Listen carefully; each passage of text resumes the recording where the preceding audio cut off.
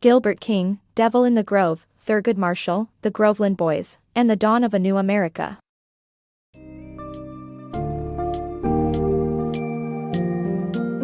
Embark on an insightful journey through one of the most tumultuous and transformative periods in American history with Devil in the Grove.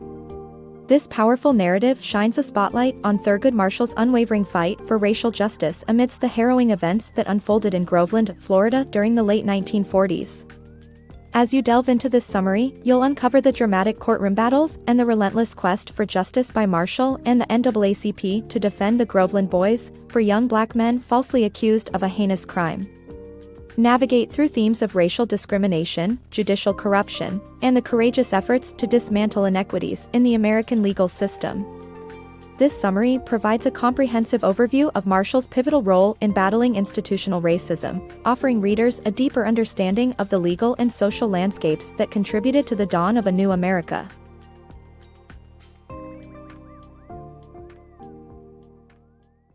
Justice against injustice. By the late 1940s, Thurgood Marshall had emerged as a key figure in the fight against racial injustice through his work with the NAACP's Legal Defense Fund.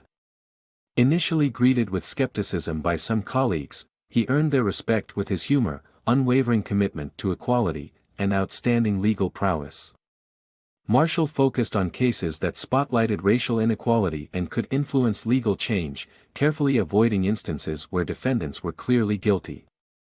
For example, he declined to support a case involving a black boy initially believed to have been severely over-sentenced for a minor theft, only to discover that the young man had, in fact, committed a far more serious crime. Marshall's dedication shone through during the 1946 Columbia race riot trials, where he defended 25 black individuals accused of rioting and attempted murder. Despite personal danger and threats of lynching, he secured acquittals for 24 of the defendants, enduring the trial's toll on his health and persisting in his defense work even from his hospital bed. His efforts involved grueling travel between Harlem and the South, underlining his relentless pursuit of justice. In 1947, an incident involving a young white couple, Norma and Willie Paget, led to a tragic escalation of racial tensions. After experiencing car trouble on a remote Florida road, the couple encountered two black veterans, Samuel Shepard and Walter Irvin, who stopped to assist them. An altercation ensued when Willie hurled racist insults, and Samuel responded with a punch. The next day, Norma claimed she had been assaulted and abducted by two black men, though her demeanor remained inexplicably calm. The accusations sparked fevered outrage within the local community. Sheriff Willis McCall intervened to prevent a lynching but arrested Shepard and Irvin. Charles Greenlee, a black teenager uninvolved in the incident, was also detained after police found him out at night with an unloaded gun. Outside the jail, a furious mob gathered, leading to Charles being coerced into falsely confessing to rape. Amidst the chaos, Sheriff McCall, who had previously faced and proven allegations of racial bias, offered no aid. The fear instigated by Norma's claims caused black families to flee, while white vigilantes terrorized the town, invading black homes and setting fire to Shepard's house. Sheriff McCall justified his inaction by declaring he aimed to prevent further disorder, even as violence surged out of control. In response, the governor dispatched the National Guard to attempt to quell the unrest. Meanwhile, Ernest Thomas, a friend of Charles briefly linked to illegal gambling, fled after the alleged attack.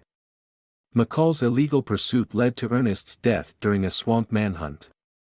Despite inconsistencies in accounts, Norma identified Ernest as one of her attackers, and his killing was deemed lawful by a coroner's jury, casting a somber shadow over the quest for justice in a community steeped in racial division.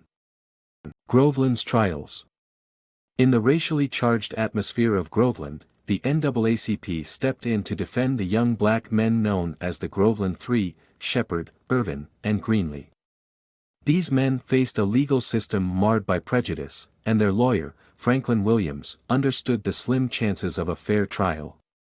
While met in jail, the men recounted being violently coerced into false confessions. Williams realized these rape allegations were not just baseless but also a smokescreen for punishing defiance against the entrenched racial hierarchy. Shepard and Irvin, both veterans, had spurned exploitative labor and posed a threat to the status quo, as had Ernest Thomas, who had irked local authorities tied to corrupt gambling circles. Crucial discrepancies emerged during the investigation. The accounts of police interactions provided by the Groveland Three clashed sharply with those of the sheriff's office. Furthermore, there was no medical evidence to support Norma Paget's accusations, as confirmed by her examining doctor. Nevertheless, obstacles lay ahead as the trial neared. The sheriff's office went as far as imprisoning the defendants' families to withhold their potential testimonies. Despite Williams' best efforts, crucial evidence, such as medical reports and details of coercion, was barred from the courtroom. The jury, comprised entirely of white members, swiftly convicted the men, sentencing Shepard and Irvin to death, while Greenlee received a life sentence. After the trial, hostile forces pursued Williams and others, underscoring the perilous climate surrounding the case. With an appeal underway, and Sheriff McCall's intimidation tactics continuing, the pressure remained immense. Thurgood Marshall, recognized for his tenacity, faced persistent obstacles, yet persisted in challenging the verdict. The stubborn resilience of this legal team bore fruit when the Florida Supreme Court delayed the executions, setting the stage for federal appeal options. In the midst of these legal battles, a 26-year-old copy editor named Norman Bunyan delved into the intricacies of the case.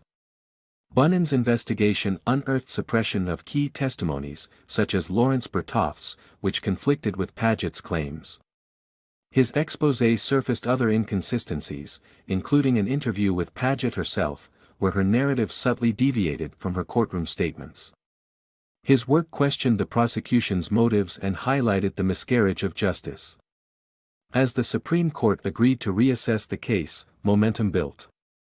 A pivotal player emerged under the pseudonym L.B. DeForest, who galvanized local opposition to capital punishment, including securing support from Paget's own family.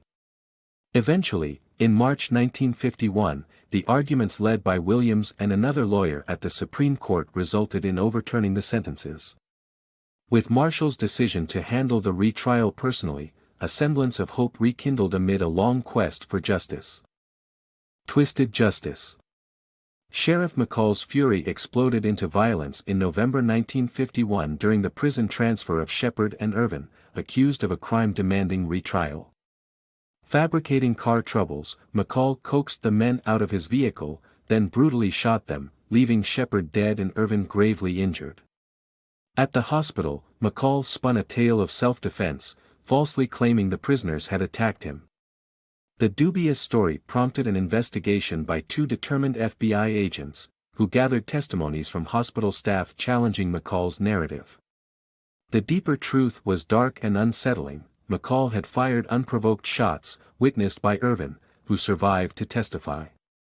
Yet, in a locality riddled with racial biases, reaching justice seemed improbable. Adding to the injustice, Lake County Deputy Yates further obstructed the pursuit of truth, even firing at Irvin post-attack. Despite compelling FBI evidence showing Irvin was shot while defenselessly on the ground, a judge brushed off McCall's actions as self-defense. In an apparent miscarriage of justice, the same judge removed Thurgood Marshall's legal team from the case due to questionable reasons, but not without Marshall ultimately succeeding in overturning this biased removal, leaving Irvin's voice echoing the chilling events of that fateful day. The Injustice Unveiled. On Christmas Day in 1951, a devastating explosion claimed the lives of Harry Moore, the local NAACP president, and his wife, stirring financial support for the defense of a man named Irvin. He steadfastly refused a plea deal despite facing severe racial bias, maintaining his innocence in a community plagued by systemic injustice. With odds stacked against him, Irvin found an unwavering ally in Marshall, who fought tirelessly for justice.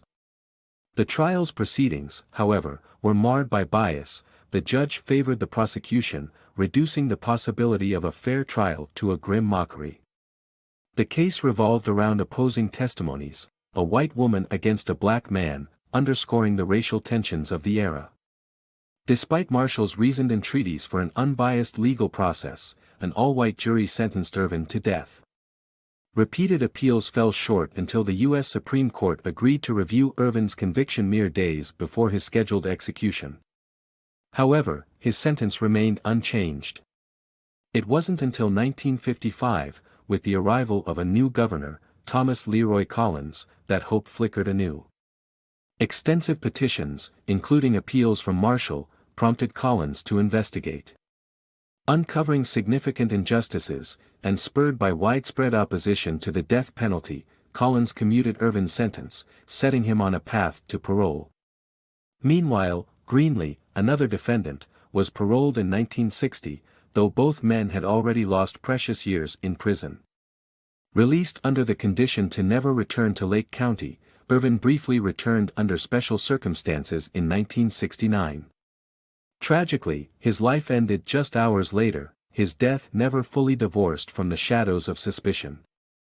Though officially marked as natural, the silence from the attending doctor left lingering questions unanswered.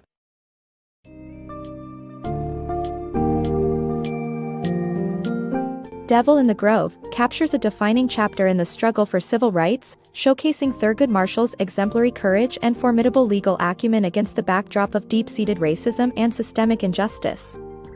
This narrative not only chronicles the unjust trials of the Groveland boys, but also paints a broader picture of the American legal system's fraught journey toward equality. Through relentless perseverance amidst perilous conditions and prejudice, Marshall's efforts laid the foundation for transformative changes in civil rights law.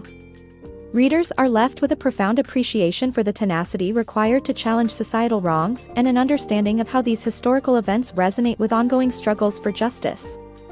This gripping account of advocacy and resilience underscores the enduring impact of those who dare to stand against oppression, illuminating pathways toward a more just and equitable society.